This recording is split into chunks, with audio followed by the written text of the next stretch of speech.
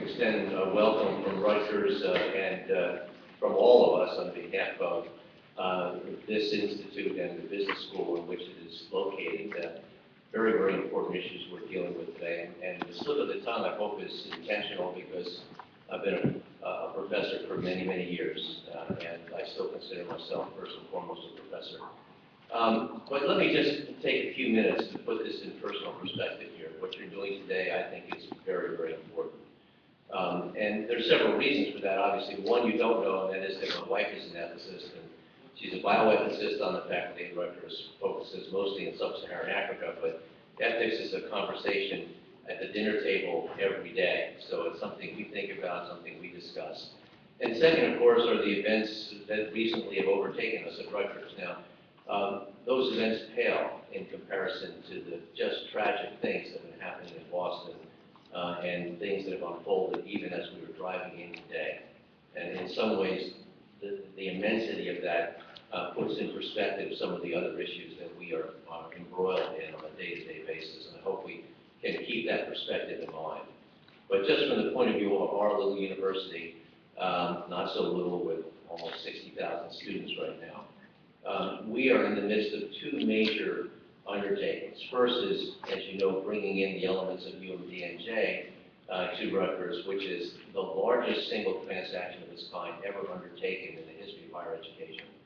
From a business point of view, those of you out there are in business, we're bringing in about something in excess of $1 billion P&L into an organization of about $2 billion. Two very different cultures, two very different business cycles, processes, incredibly complex, with a timeline that absolutely is focused on one date, July 1st, and under constraints of law and public eye that most businesses don't function under.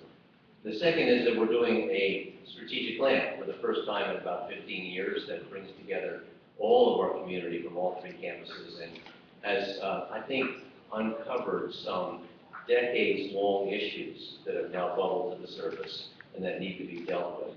Very, very important issues that we're faced with. Yet, the entire organization brought to a screeching halt, the entire process brought to a screeching halt by the actions of one individual in a particular setting where the ethical conduct of this institution was not followed in the way it should have been.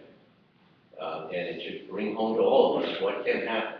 Now, I'm not saying we didn't have an ethical code of conduct. We did. We do. If you click on our website, you'll eventually find it 3 or 4 layers down. If you take time to read 6 pages, you might understand it.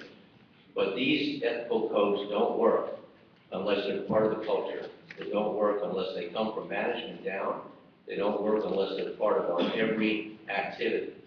And what we're going to be spending a lot of time on at this institution in the coming weeks is trying to understand what failed and trying to understand how we make that ethical code of conduct a part of our real lives and our real activities. So we're very interested in what you are going to be doing today and understanding what we can learn from you. I welcome you to take Rutgers as a case statement and tear it apart, see what you can tell us, but I also hope that you'll take it as an example of why we all have to work so hard on this. So I wish you the best in this conference, that you get something out of this and you provide us with some guidelines to move forward. And again, I welcome you to this great city, to Rutgers Newark, and to this museum. Thank you very much.